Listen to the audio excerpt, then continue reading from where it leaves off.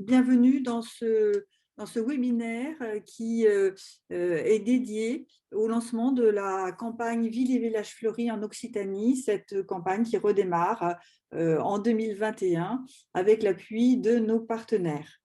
Tout d'abord, un petit moment de remerciement vis-à-vis de vous et puis de fierté, puisque plus de 200 personnes sont inscrites à ce webinaire. Donc, on vient de nous apprendre que c'était le meilleur score pour l'instant depuis le début de l'année des participations au webinaire du Comité régional du tourisme et des loisirs d'Occitanie. Donc, merci à tous pour votre intérêt. On va essayer de répondre justement à toutes les questions que vous vous posez pour votre contribution et votre participation à cette campagne. C'est un sujet d'importance car aujourd'hui, les formats qui vous sont présentés ont été entièrement renouvelés et sont assez originaux. Dans l'ordre du jour que nous vous proposons d'aborder, d'une part, une présentation par Philippe Berthaud, directeur général délégué du CRTL Occitanie, de cette nouvelle gouvernance partenariale qui a été mise en place autour du Comité régional du tourisme avec des partenaires qui viennent apporter des valeurs que nous partageons et des compétences complémentaires. Monsieur Thibault Beauté, président du CNVVF, viendra intervenir en suivant et nous parler du fonctionnement du CNVVF et de cette articulation entre le Comité national et les territoires. Et puis seront abordés la description du dispositif de labellisation renouvelé aujourd'hui en Occitanie, des partenaires, des critères d'évaluation, et puis enfin la mise en œuvre en 2021 avec le calendrier opérationnel de cette campagne et les modalités pour y participer. Alors, je vais vous faire juste un petit rappel des préconisations techniques, pour les règles de bon fonctionnement de ce webinaire. Donc, malheureusement, et j'ai vu déjà des mains levées dans les participants, la parole, vous êtes très nombreux, vous l'avez compris, donc la parole ne pourra être donnée qu'aux intervenants. Nous sommes 13 intervenants pour répondre à l'ensemble de vos questions. Donc, je serai Madame Loyal, en quelque sorte, et un petit peu l'animatrice de cette réunion. Je vais relever l'ensemble des questions que nous vous invitons à poser à travers le petit site questions-réponses Q&R. Vous avez un petit logo en bas de votre écran qui permet de poser vos questions. Ça peut être aussi dans Converser, mais si vous pouvez tous les mettre au même endroit, ce serait parfait. Donc, à moi, au fur et à mesure de cette réunion, d'être votre voix pour exprimer toutes vos questions et les intervenants se feront fort d'y répondre. Voilà, je vous rappelle que ce webinaire fait l'objet d'un enregistrement qui sera disponible en replay sur la chaîne YouTube du CRT et on va vous donner un lien qui vous permettra d'y accéder. Sinon, nous vous l'adresserons ultérieurement si certains en ont besoin. Il sera disponible également sur le site pro du CRT. Voilà. Donc maintenant, je vais passer la parole à Monsieur Philippe Berthaud, directeur général délégué du CRTL Occitanie. Philippe. Merci Sophie. Bonjour à toutes et à tous. Je suis ravi moi aussi d'introduire un petit peu ce webinaire inédit. Effectivement, Sophie l'a signalé, un fort taux de participation avec beaucoup de publics divers de toute l'Occitanie. Alors c'est encore une fois dommage qu'on se retrouve aussi loin les uns des autres, parce que quand on est sur un sujet comme celui-là, il aurait été quand même beaucoup plus intéressant et convivial de se retrouver physiquement. Mais voilà, la crise en a décidé ainsi. Et ça empêche rien, ça enlève rien à l'intérêt un petit peu de cette présentation. Beaucoup de publics différents, je disais donc, avec des présidents et des animateurs de villes et villages fleuris des départements, des partenaires régionaux, des élus, des techniciens, et j'en suis vraiment ravi. Remercier peut-être aussi, avant de lui donner tout à l'heure la parole, Monsieur Thibault Beauté, qui est président du Conseil national des villes et villages fleuris, que je remercie de sa participation, et je suis très, très fier et honoré qu'il nous accompagne dans ce lancement. Alors, l'objet de ce séminaire, on a voulu un petit peu vous réunir parce que rappeler l'intérêt que nous portons au label Ville et Village Fleuri, l'intérêt que la région Occitanie accorde enfin, alloue à ce dispositif.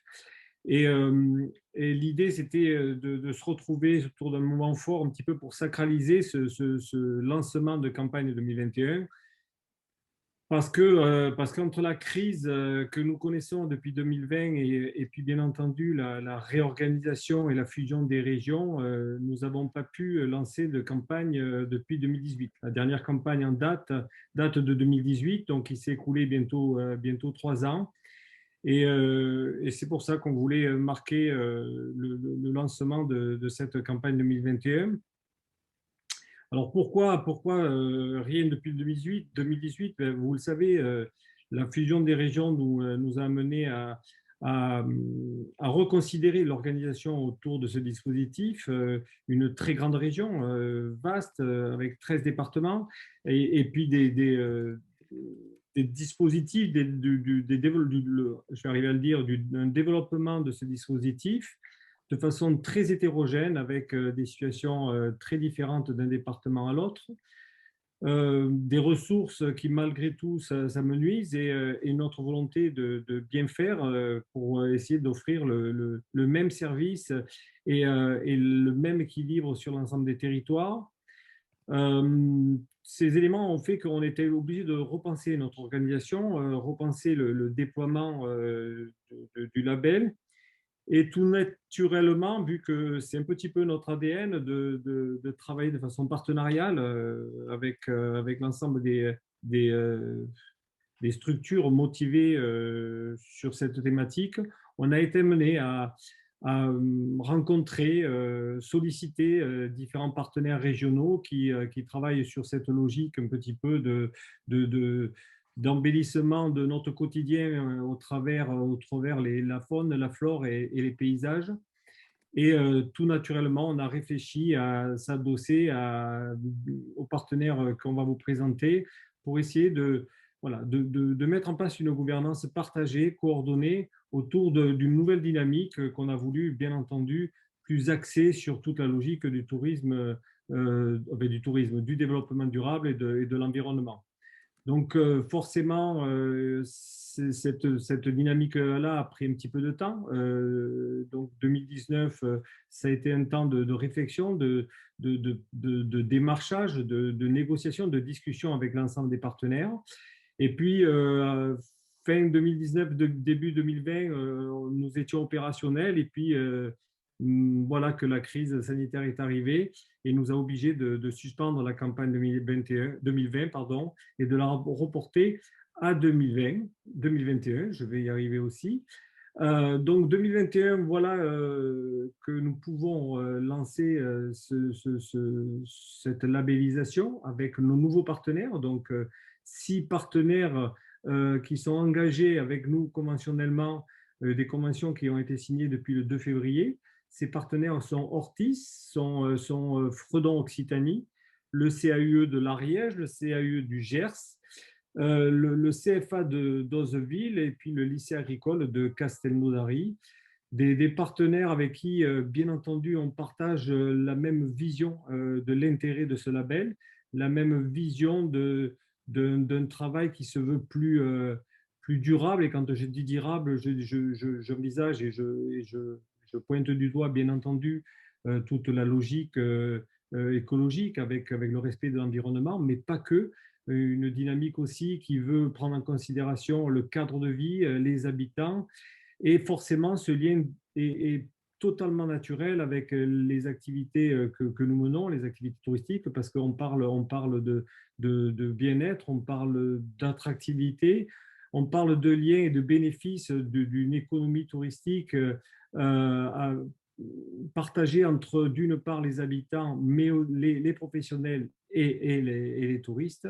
Voilà, des éléments qui font qu'on a des partenaires qui sont très investis, très motivés, et je les en remercie. Ça nous permet de repartir sur de nouvelles bases dans un cadre d'une gouvernance partagée où chacun assume ses responsabilités, chacun va proposer et apporter ses compétences dans une coordination globale qui sera assurée par le CRT.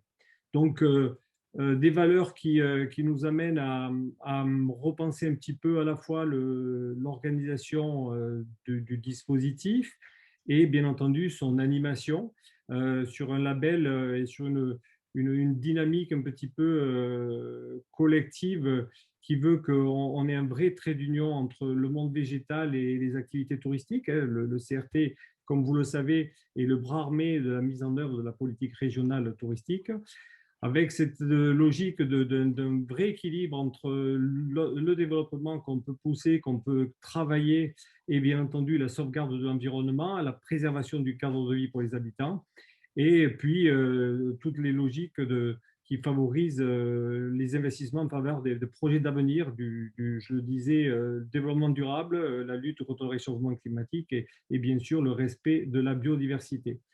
Donc, au regard de ces grandes valeurs que nous portons collectivement, nous avons aussi essayé de proposer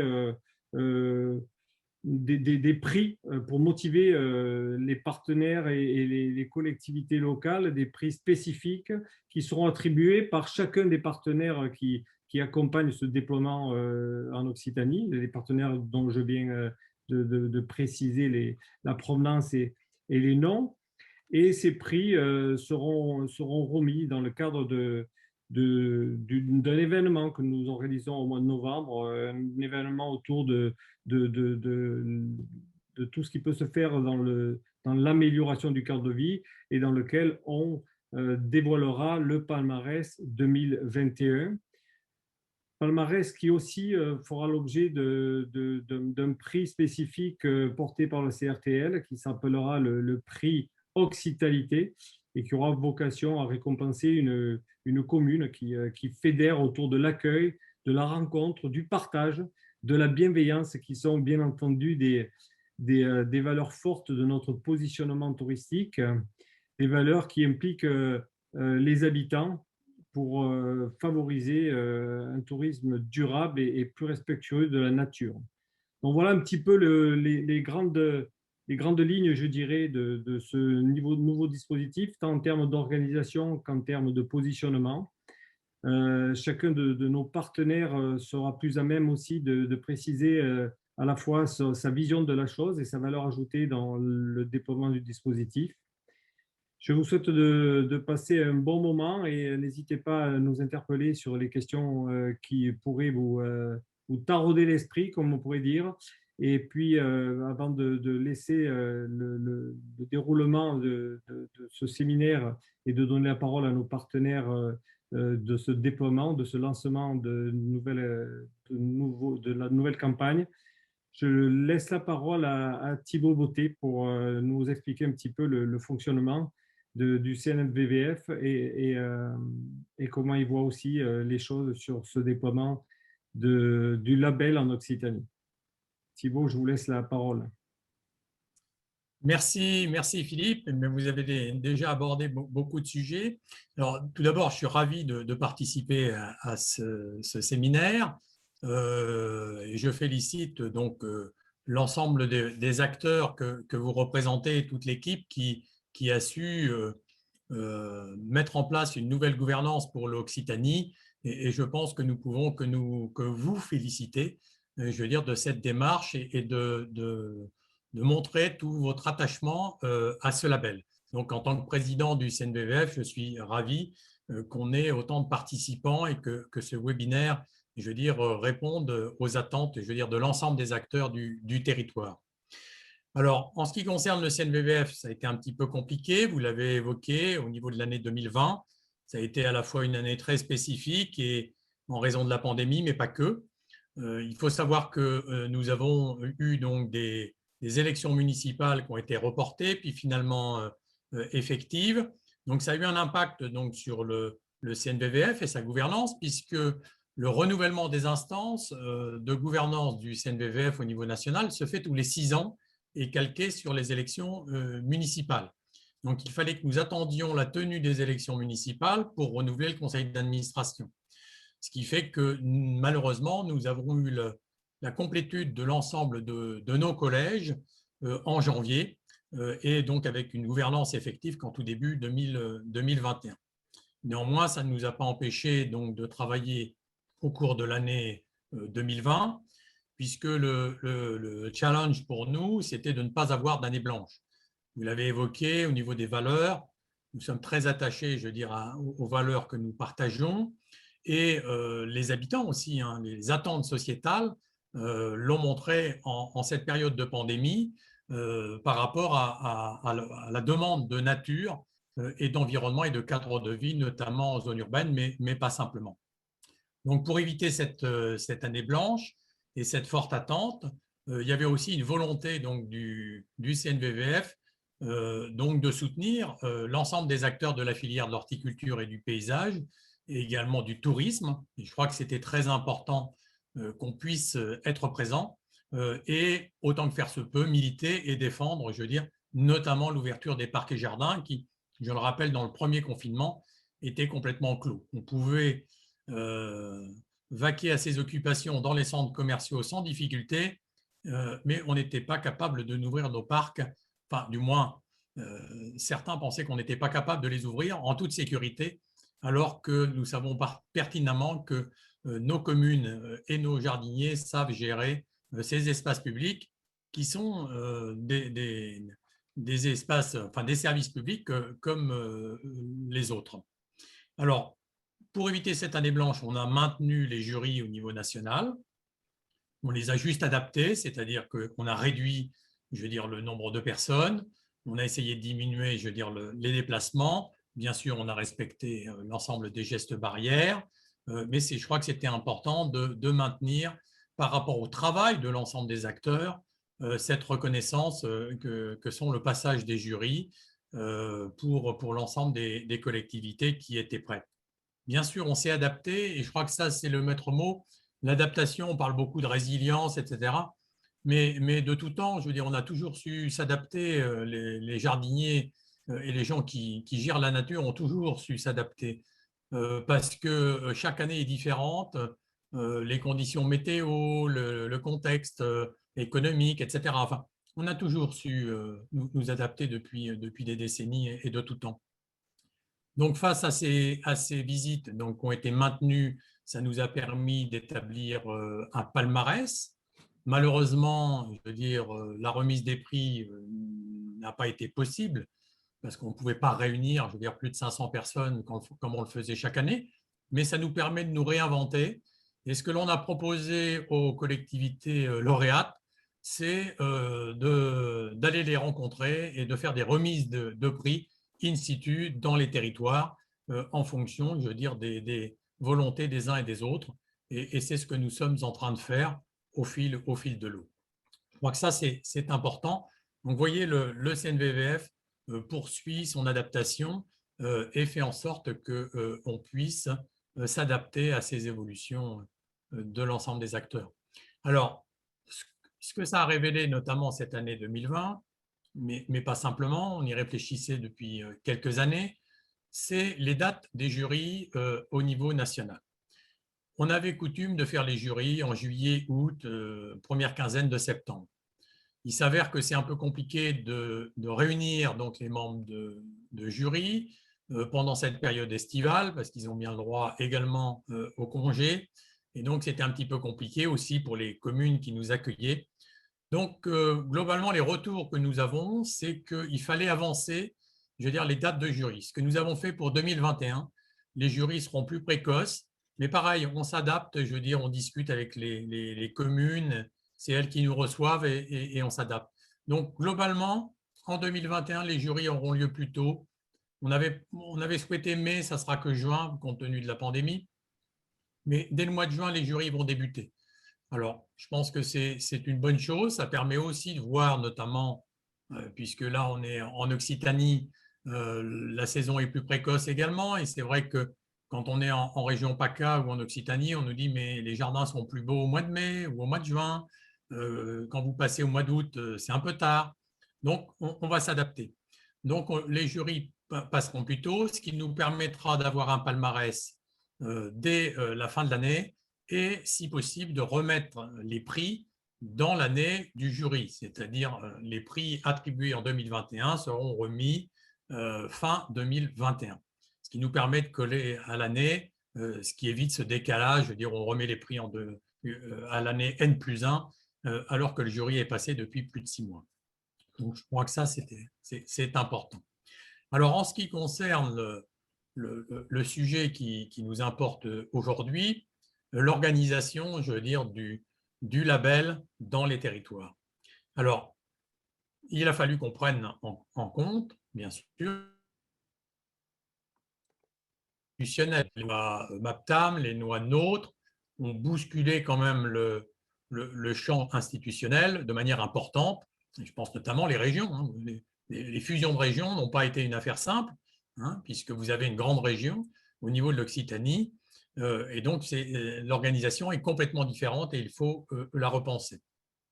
Donc, en ce qui concerne le national, il faut qu'on puisse retravailler avec les régions, qui est notre partenaire historique et légitime, hein, sur lequel s'est appuyé le label depuis de nombreuses années. Donc, pour redévelopper des partenariats et de regarder comment on peut s'organiser pour la gestion de ce label. Alors, moi, je suis très clair et très simple. L'organisation ne sera pas unique et uniforme sur l'ensemble du territoire, parce que les régions sont spécifiques, parce qu'elles ont leur diversité. Donc, le CNVVF, au niveau national, s'adaptera dans la relation avec les régions et les territoires aux propositions qui seront faites sur le territoire. Et je crois que vous en êtes l'exemple de proposer une organisation sous l'égide du CRTL avec un partenariat de l'ensemble des acteurs. Et je crois qu'on ne peut que se réjouir, je veux dire, de votre exemple. Et je crois que c'est une bonne chose. D'autres régions feront des choix différents. C'est la diversité. Je pense qu'il faut s'enrichir de cette diversité d'organisation. Alors, je parlais des évolutions institutionnelles. Il y a aussi, je veux dire, les politiques publiques qui ont évolué, puisque la compétence tourisme, mais ce n'est pas à vous, CRT, que je vais l'apprendre, c'est qu'elle a évolué, puisque les départements ont beaucoup moins de prérogatives dans ce domaine, alors que les EPCI montent en puissance, notamment les intercommunalités, mais les régions restent quand même l'acteur principal donc, de cette organisation au niveau régional. Donc, il faut qu'on puisse repenser, et je pense que nous aurons l'occasion au niveau national d'avoir un séminaire sur le sujet de comment on repense cette organisation, je veux dire, avec l'ensemble des acteurs du réseau, hein, parce que je crois que c'est important. Nous avons la chance d'avoir un réseau qui est très ténu sur les territoires de gens qui sont intimement convaincus du bienfait du label et de sa richesse. Et je crois que c'est important qu'on puisse faire vivre ce réseau et profiter donc de ces remontées de terrain que vous vivez au quotidien. Alors, sur le label en lui-même, il y a une évolution, enfin, même si le label a toujours évolué, la grille, le référentiel d'évaluation évoluera encore. Je pense que la prise en compte, je veux dire, du changement climatique, de la biodiversité, dont parlait Philippe, des données économiques et des attentes sociétales, tout ça doit être mieux pris en compte dans le référentiel. Il faudra qu'on continue de le faire évoluer comme on l'a toujours fait.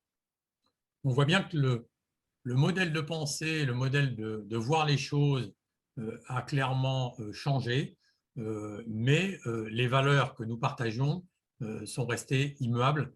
Et je crois que c'est important que ce label puisse bien évaluer les politiques publiques, la démarche stratégique mise en place par les élus et voulue par les élus, développée, je veux dire, par l'ensemble des services municipaux ou associatifs, donc l'ensemble des acteurs, pour répondre justement à ces attentes de plus en plus importantes en matière de société. Je citerai qu'un exemple, la participation des habitants. Il y a 10 ou 20 ans, on n'imaginait même pas que les habitants puissent participer aux politiques publiques, puissent fleurir leurs trottoirs, etc. C'est quelque chose que même les jardiniers n'envisageaient pas, puisqu'on pensait que tout cela était dévolu à une expertise. Aujourd'hui, on voit bien que cette expertise, elle doit être partagée par tous, et c'est comme ça qu'on communiquera. Quand on parle de biodiversité, il faut la faire connaître, et c'est en la faisant connaître à tout à chacun qu'on arrivera à mieux la protéger. Alors, je rappellerai quand même qu'un élément important, c'est que le label a été créé en 1959 donc par le ministère du Tourisme. C'était une volonté de l'État à l'époque. Aujourd'hui, l'État continue d'accompagner les démarches, mais n'est plus partie prenante. Donc, ce sont bien les acteurs du territoire et la gouvernance aujourd'hui du CNBVF, elle est effective par les acteurs élus, hein, puisque la proportion, je veux dire, des collèges 1 et 2, départements, régions et communes, est la plus importante dans la gouvernance du CNBVF, mais également les acteurs du tourisme et les professionnels. Donc, on a bien ce triptyque, acteurs du tourisme, professionnels de la filière de l'horticulture et du paysage et élus, donc, qui sont à l'unisson pour défendre cette démarche stratégique et de management du territoire en matière donc, de paysage et d'environnement. Je crois que c'est important de le rappeler, hein, et c'est comme ça qu'on pourra, je veux dire, répondre aux attentes des habitants. Alors, en matière d'outils, puisque c'est le rôle du CNBVF, c'est d'apporter un certain nombre d'éléments. Je rappelle que pour les communes labellisées, elles peuvent être, je veux dire, référencées sur le site et là-dessus, elles ont la main, je veux dire, pour valoriser leur commune sur le site du CNBVF. Et nous également, nous sommes très actifs sur les réseaux sociaux, mais pas que. Et nous lancerons des campagnes de communication au niveau national pour rappeler que le label Des villes et villages fleuris est bien le label le mieux référencé et le plus connu donc, des usagers. Et on développe parallèlement, je veux dire, un kit de communication pour les communes.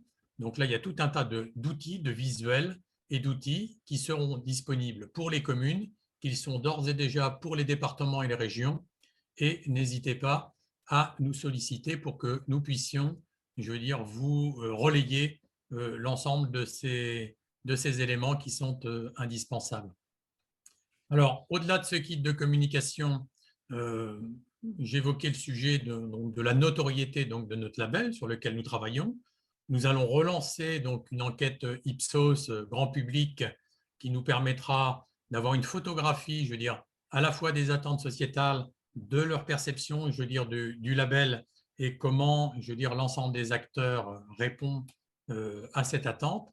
Et nous aurons l'occasion donc de pouvoir communiquer sur ces éléments-là en fin d'année 2021 lors de la remise des prix qui, j'espère, pourra être possible. Et puis, début 2022, lors donc de nos assises qui auront lieu comme tous les 2 ans, donc en 2022, à Meaux, les 31 mars et 1er avril 2022. Voilà. Donc voilà, je crois que j'ai respecté le temps qui m'était imparti, Maryse. J'espère avoir balayé l'ensemble de ce que nous avions évoqué, mais bien sûr, je veux dire, Sophie sera là pour animer les questions et les réponses auxquelles je répondrai avec plaisir. Merci, Monsieur le Président, merci beaucoup. Et donc, on est très, très intéressés de découvrir effectivement le résultat de cette enquête que vous avez lancée, parce que c'est vrai que ça fait partie des choses importantes pour sensibiliser le public, de savoir ce qui le touche. Merci pour cette intervention très riche. On vous garde avec nous autant que vous le pouvez pour effectivement alimenter ces échanges. Je veux rappeler aux participants que l'ensemble de toutes ces informations que vous venez nous donner, qui sont très riches, sont présentes sur un document de présentation qui sera mis à leur disposition en même temps que le replay, de ce webinaire et que le document de présentation de Maryse. Donc maintenant, je passe la parole à Maryse Boy, qui effectivement est en charge de la gestion de ce label Village Fleuri à l'échelle de la région Occitanie au sein du comité régional du tourisme. Et puis, quand j'aurai un petit paquet de questions, je reviendrai vers vous. Marie, c'est à toi. Est-ce que déjà on voit bien le PowerPoint? Voilà, on le voit.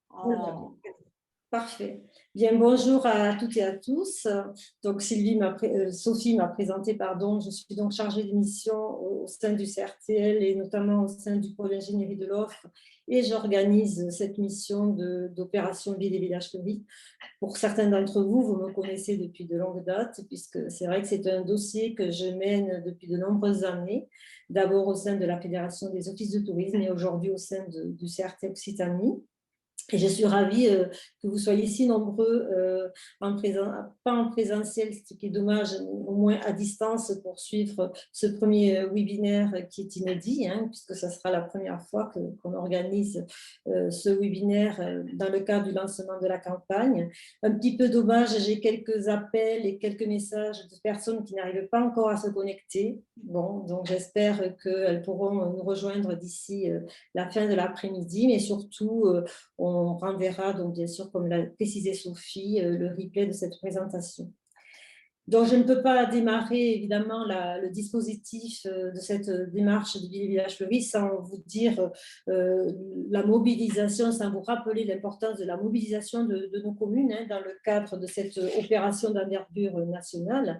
Quelques chiffres qui en témoignent. Donc, en France, aujourd'hui, nous sommes à 4474 communes labellisées au niveau, donc, sur le plan national. Et en Occitanie, alors on est resté sur des chiffres sources 2019-2020, puisque nous sommes donc un petit peu en retard au niveau des visites. Nous sommes à 244 communes labellisées, avec donc 12 communes qui nous représentent plus haut au niveau du label 4 fleurs. La démarche, vous le savez, repose sur la mobilisation de partenaires à 3 niveaux, le département, la région et le national. C'est vrai que souvent, l'équilibre de cette opération menée par les 3 partenaires est importante hein, pour une bonne organisation et un bon équilibre aussi pour développer donc, le label.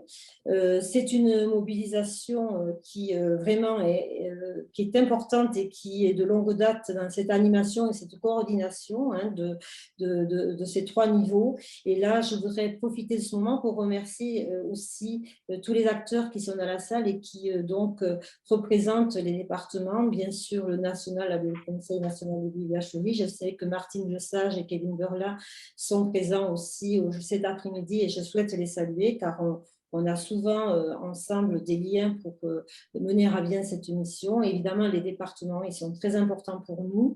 C'est eux qui nous aident aussi à structurer cette démarche.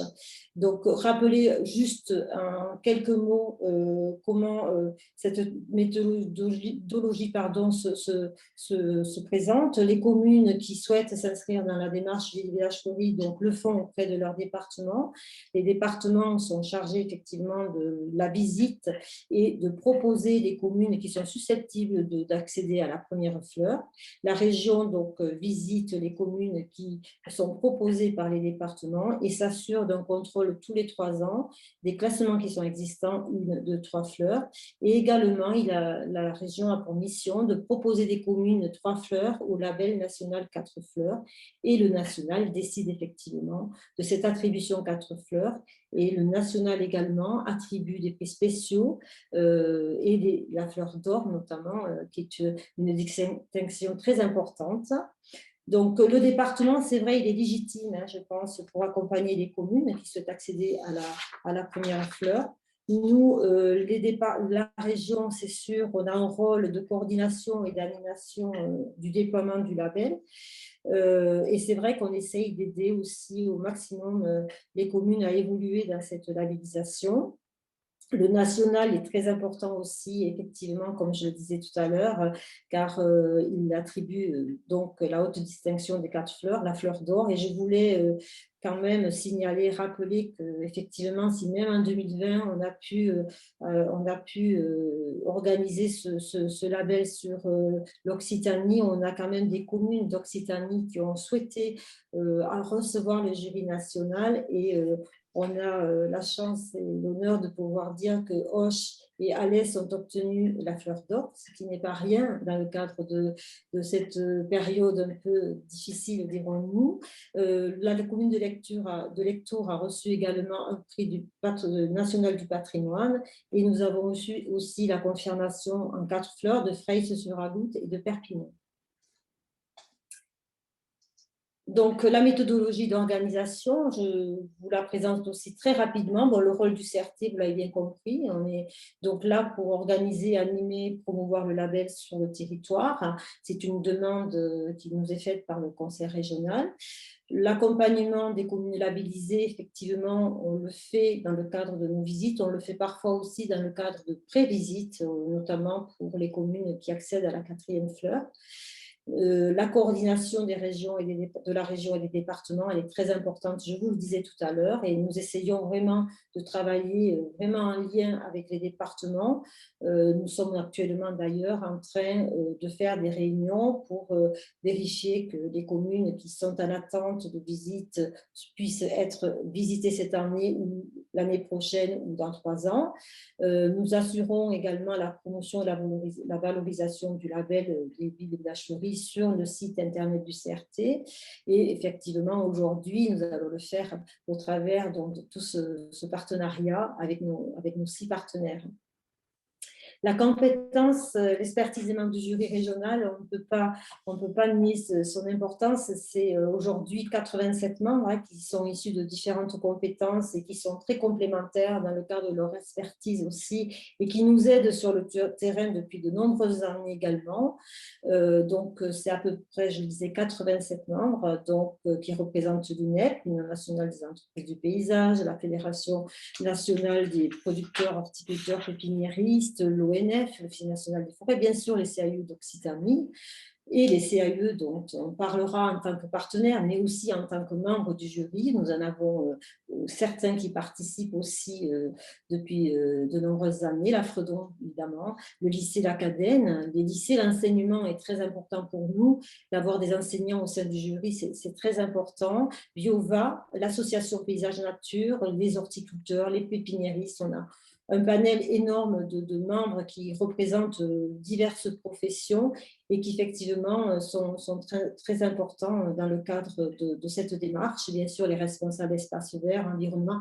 Je n'oublie pas les professionnels du tourisme et je suis ravie d'avoir au sein du jury quelques directeurs d'office de tourisme, des animateurs aussi départementaux. Il est important qu'ils soient là aussi pour voir un peu comment fonctionne le jury régional et c'est toujours très agréable d'être accueilli aussi dans les départements par ces animateurs départementaux. Et vraiment là, je voudrais faire une petite aparté et remercier tous ces membres qui sont fidèles depuis de nombreuses années, et surtout qu'ils prennent du temps, de la disponibilité pour pouvoir sillonner la région et faire les visites tous les étés depuis de nombreuses années.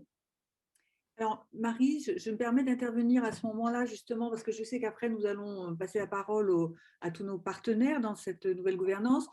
J'ai déjà une question qui correspond, alors il y en a plusieurs, mais il y en a une qui correspond à ce que tu viens d'évoquer en termes d'organisation, et tu as évoqué notamment la participation de certains OT, mais j'ai une question plus globalement de Madame Céline Millet, qui demande quelle place pour les offices de tourisme qui sont désormais rattachés aux EPCI. Donc, je pense que c'est de façon plus systématique et plus générale, quelle est la place et qu'est-ce qu'on peut dire aux offices de tourisme qui ont leur part à prendre effectivement dans cette démarche.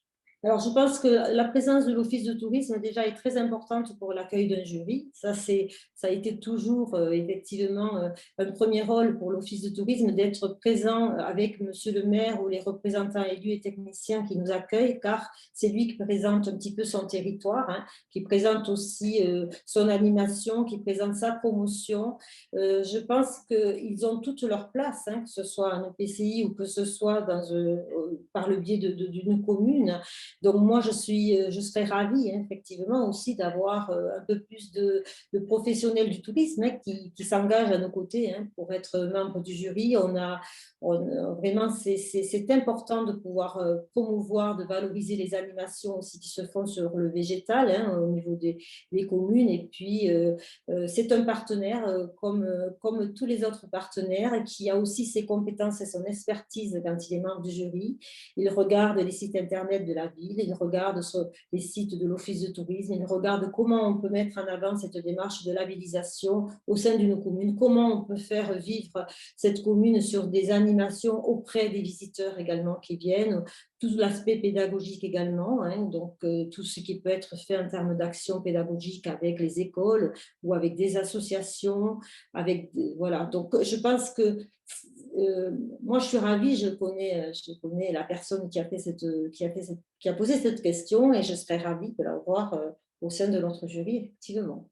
Alors, j'ai envie de compléter un petit peu, puisqu'il y a l'aspect jury, effectivement, engagement, animation, mais il y a aussi l'aspect promotion, communication. On sait que les offices de tourisme sont quand même des acteurs principaux, hein, les premiers qui sont en première ligne pour la communication, la valorisation de leur territoire. Et je repense au kit de communication dont parlait M. Beauté tout à l'heure.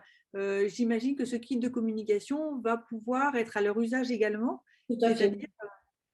Voilà. Tout à fait, oui, tout à fait. Peut-être que Thibaut voudrait rajouter quelque chose, mais effectivement, le kit de communication donc, peut être téléchargé sur le site du CNVVF, bien sûr, pour les communes qui sont labellisées, dont forcément les acteurs office de tourisme peuvent y avoir accès. Peut-être que Thibaut, vous voulez rajouter quelque chose sur ce point? Oui, cette compétence tourisme au niveau des EPCI peut être un atout pour promouvoir bien sûr le territoire, mais promouvoir également le label et être un petit peu fédérateur lorsque sur un territoire on a une commune labellisée 4 fleurs, c'est via l'office de tourisme aider les communes qui ne sont pas engagées dans le label à s'engager dans le label de manière à développer non pas une homogénéité du territoire, mais de promouvoir cette diversité des paysages et de l'environnement d'un même territoire. Je crois que c'est tout le rôle, je veux dire, d'un office de tourisme interco. Tout à fait.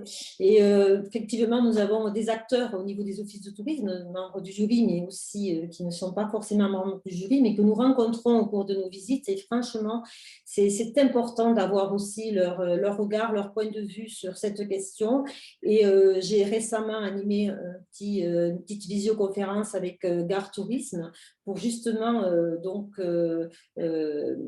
rappeler aux offices de tourisme qui étaient présents au cours de cette visio l'importance de cette promotion, de savoir parler, de savoir communiquer sur sa commune ou sur les communes aux alentours, puisque souvent ils interviennent sur plusieurs communes dans le cadre de cette démarche.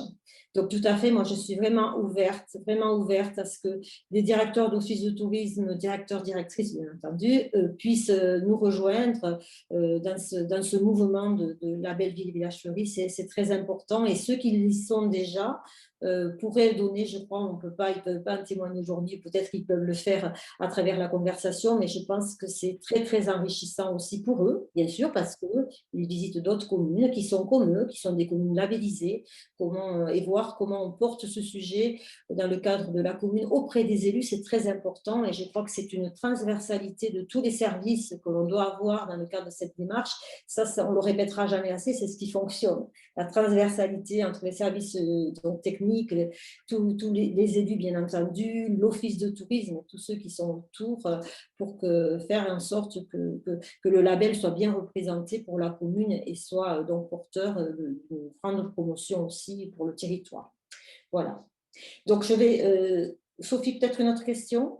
Non, juste, Monsieur Thibaut Beauté nous le dira, mais si on a la possibilité, nous, de mettre en ressources sur notre site professionnel, par exemple, le kit de communication pour le rediffuser à l'ensemble du territoire, on le fera avec plaisir, parce qu'on est là aussi pour être un relais des ressources.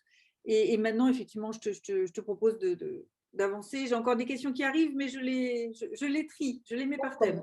Parfait. Donc, je voulais passer à la slide suivante, mais effectivement, bon, Philippe l'a rappelé dans son introduction, depuis cette année, donc, nous avons engagé un certain nombre de partenariats, donc 6 partenaires qui seront donc à nos côtés donc, pour cette année 2021. On se voit main dans la main, mais c'est vrai qu'on a beaucoup travaillé pendant un peu plus d'1 an pour essayer de mettre en place, de structurer cette nouvelle organisation qui n'est pas forcément une organisation qui va changer pour les communes, dans la mesure où le CRT, bien sûr, va organiser, animer le label, mais ça va apporter énormément pour les communes qui seront visitées, car vous le savez, jusqu'à présent, on fonctionnait donc avec un seul jury. Donc aujourd'hui, on aura la possibilité d'avoir 7 jurys sur le terrain, donc avec des responsables d'équipe qui vont d'ailleurs se présenter maintenant. Je vais leur laisser la parole. Ils vont chacun se présenter et vont vous expliquer également pourquoi ils se sont engagés auprès du CRT, auprès de ces valeurs que porte le label. Il faut savoir qu'ils étaient déjà bien sûr impliqués en tant que membres du jury. Ils ont toujours été présents avec nous.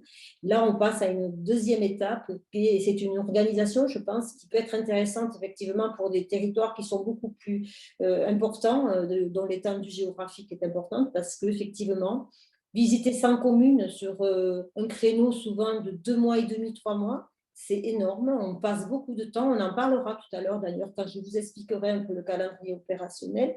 Donc voilà, je vais les laisser donc se présenter un par un et on va commencer par l'association Ortis. Donc là, la parole est aux 2 représentants de cette association, aux 2 délégués, Christian Amiel et Patrick Laforgue. Bonjour à tous, Patrick Laforgue, Ville-Narbonne. Donc, je suis un des délégués régionaux de l'association Ortis. Ortis, c'est une association des responsables des espaces verts et des espaces de nature en ville. Ortis est un acteur clé de la filière de l'horticulture et du paysage. Nous sommes plus de 600 membres sur 400 communes, avec un site internet, un congrès national toujours avec une thématique forte, des revues trimestrielles avec des hors-séries sur notre métier, des journées techniques régionales, des formations et des colloques avec nos différents partenaires aussi. Pour Ortis, ce qui est important, c'est la recherche d'une professionnalisation par l'échange et le partage. Notre action est aussi de préserver, de développer et de réintroduire la nature en ville. Donc, notre association est vraiment, depuis toujours, un acteur important des critères du label des villes et villages fleuris. Je vais laisser la parole à Christian. Christian ? Bonjour, oui, bonjour à tout le monde. Donc, je suis Christian Amiel, je suis le directeur du service patrimoine végétal et environnement de la ville d'Albi. Et également, comme l'a dit Patrick, je suis le délégué régional Ortis pour la partie Midi-Pyrénées. Et effectivement, au cours des différentes années, nous organisons des journées techniques, aussi bien en salle, mais aussi surtout des journées techniques d'échange chez les pépiniéristes, à la visite de jardins ou la visite des collectivités. Le but de notre association, c'est de pouvoir se retrouver entre professionnels, d'échanger dans un moment de convivialité. Donc maintenant, je laisse la parole, je crois, à mes collègues de la Fredon. Juste peut-être une petite précision, Christian, parce que ça doit amuser de savoir, mais où est cette photo? Est-ce que c'est dans les châteaux de la Loire? Mais non, c'est à Non, c'est une photo qui a été prise à l'Aveyron, au château de Bournazel, à l'occasion d'une journée technique qui a eu lieu le 3 septembre dernier.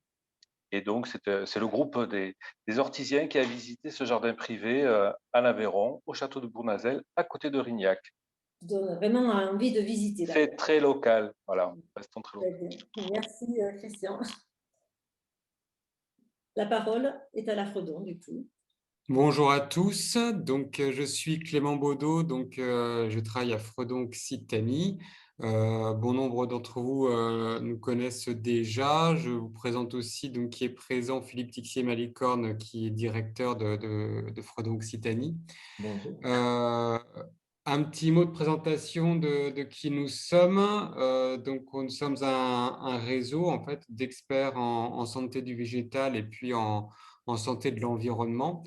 Et en fait, on exerce des missions qui sont essentiellement tournées autour de 3 grands axes, on va dire, autour de la santé du végétal et des inspections officielles en santé végétale, où on a des inspecteurs sur le terrain qui viennent rencontrer éventuellement vos collectivités à la recherche de petites bêtes sur vos végétaux. Également une mission de formation, une mission d'accompagnement de tous les détenteurs de végétaux sur la connaissance de leur patrimoine végétal et sur la connaissance des risques sanitaires présents sur le végétal.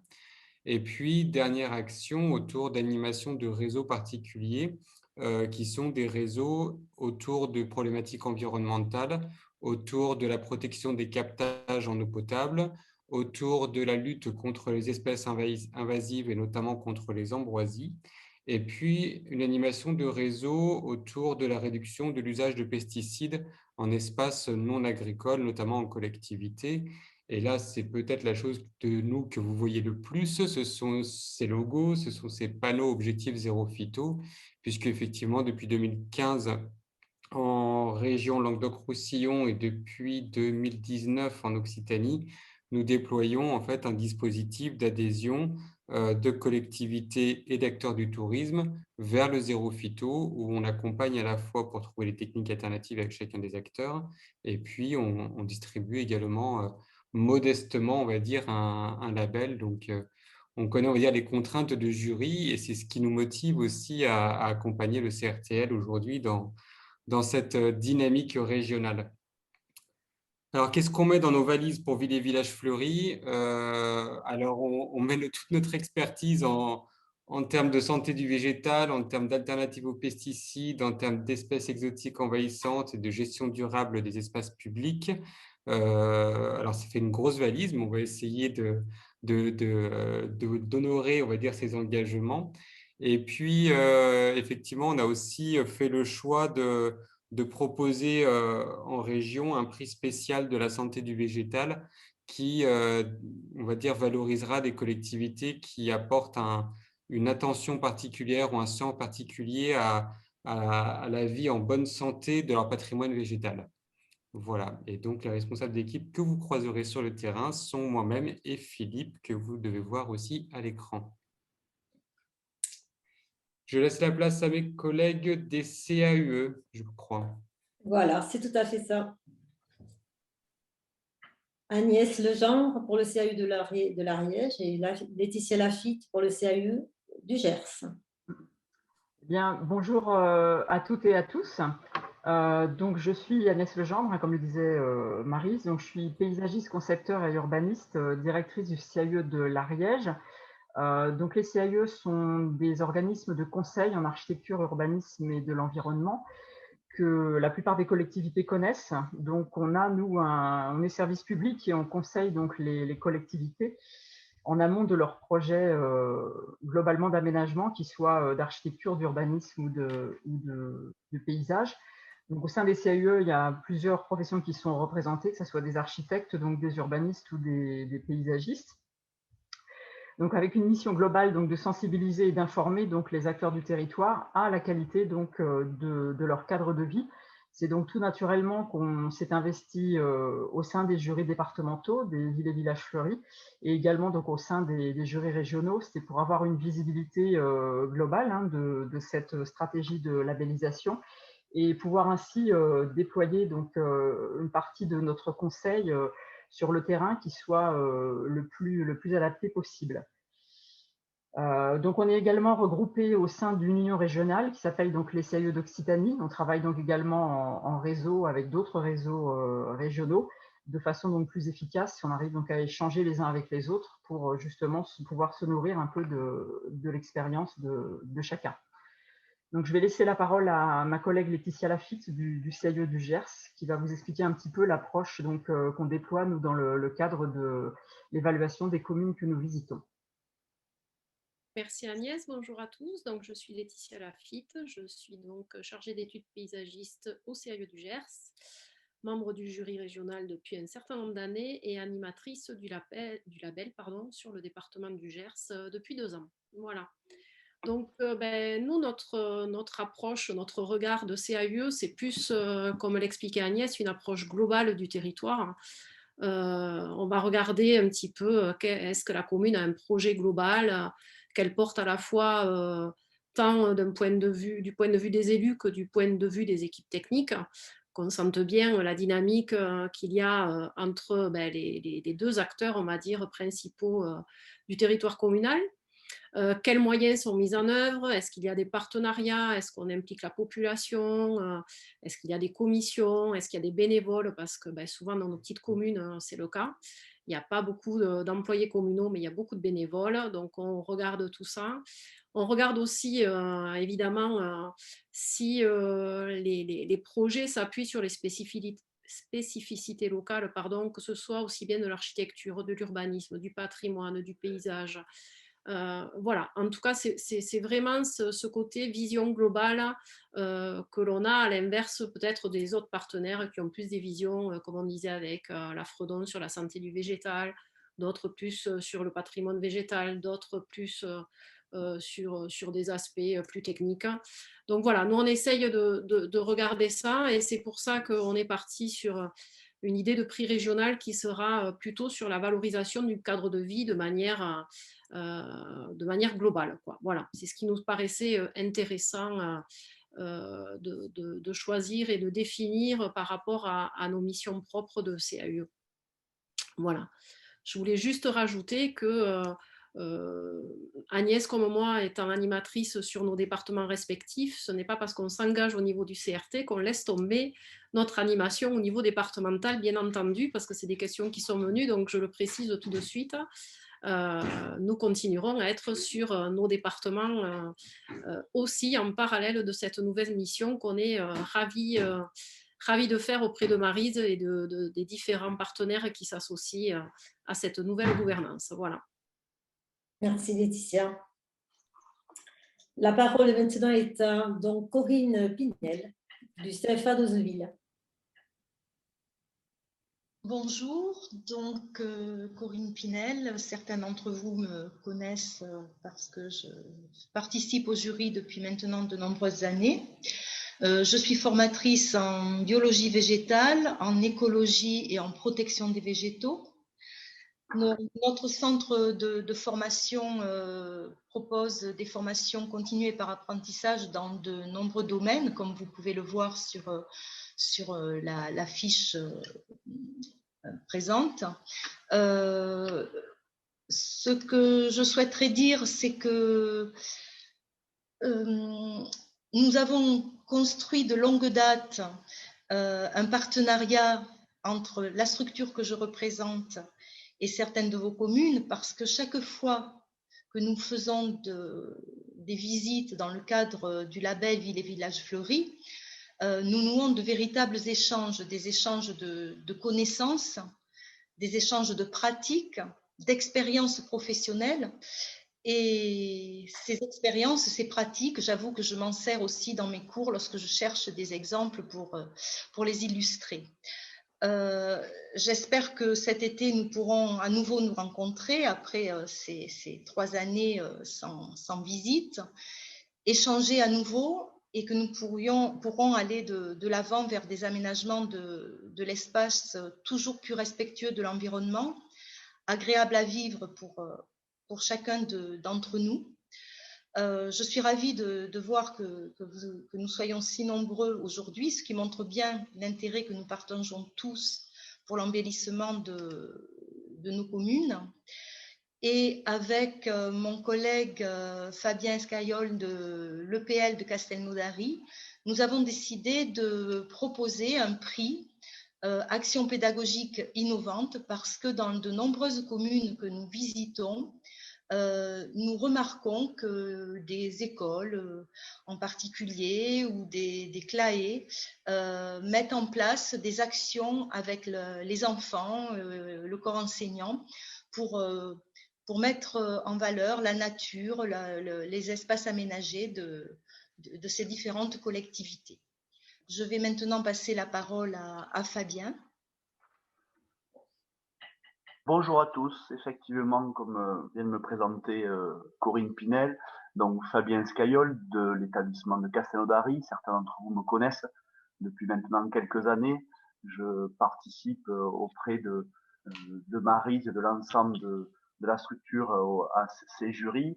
Je suis ravi également de vous retrouver après cette pause pour différentes raisons, comme ça a été évoqué. mais je suis ravi de nouveau de pouvoir faire partie de cette dynamique et de ce label qui fédère nos différents territoires et qui anime et qui vous anime au quotidien, je le sais, sur vos communes et vos territoires. Donc, je représente l'établissement de Castelnaudary, où je suis enseignant en aménagement paysager. Voilà, sur différentes classes de la 4e jusqu'au BTS, sur l'agronomie, du paysage, de la reconnaissance des végétaux, tout ce qui touche autour du végétal et de l'écologie, bien évidemment, qui est de plus en plus présente, et heureusement sur nos référentiels de formation. C'est avec grand plaisir que j'ai accepté et que l'établissement a accepté cette mission qui nous est confiée depuis cette année de gouvernance partagée avec le CRT. Et donc, on sera amené également à se revoir pour certains d'entre vous durant ces différentes visites. Et comme l'a évoqué Corinne, nous remettrons ce prix sur l'action pédagogique innovante qui, bien évidemment, a un intérêt particulier pour nous. Cette pédagogie qui est quand même au cœur de notre métier et qui est très présente souvent dans vos projets communaux, dans les différentes actions que vous mettez en œuvre. Donc, effectivement, on sera attentif à tout ça. Et je le répète, ravi de vous revoir très bientôt. J'ai déjà une question de Madame Feuillade, Cécile Feuillade, sur les conditions d'obtention de ce prix. Quelle est la procédure pour obtenir, par exemple, le prix qui a été indiqué sur le végétal, mais en fait, tous ces prix thématiques, il y a des questions sur la façon de pouvoir, entre guillemets, se présenter et candidater. Alors, Maryse, est-ce que… Oui, effectivement, voilà. Il y a d'ailleurs un prix spécial, vous m'entendez? Oui. Oui, oui. Il y a un prix spécial d'ailleurs qui a été oublié d'être mentionné, c'est le prix du jardinier, qui est un prix qui sera spécifique donné par l'association Ortis. Alors, nous avons mis en place ces prix parce qu'effectivement, quand nous nous déplaçons dans les communes, nous voyons tellement de belles expériences à tous les niveaux. Donc, ça sera un petit peu le coup de cœur de chaque jury, en fait. On déterminera entre nous, on aura peut-être plusieurs prix et on verra lequel passera peut-être prioritaire cette année en 2021. C'est vrai que le prix jardinier, ça peut être un prix spécifique pour une personne qui a beaucoup œuvré à la commune et qui s'en va et qui part à la retraite, par exemple, ou qui a fait un effort considérable. Ça sera un petit peu au coup par coup, au coup de cœur, je dirais. Bien sûr, nous avons parlé un petit peu de ce qu'il faudra retrouver dans le cadre de ces critères pour ces prix, bien entendu, avec chacun de nos partenaires. Voilà, et puis on va en parler tout à l'heure aussi. Il y aura le dossier technique, ce dossier technique qui est important à remplir par les communes. On va en discuter tout à l'heure avant la fin de cette séance de travail pour vous dire aussi, c'est à travers ce dossier technique qu'on peut voir aussi certains efforts qui ont été faits par la commune. Voilà, ça sera donc au gré de nos visites et de nos déplacements de chacun.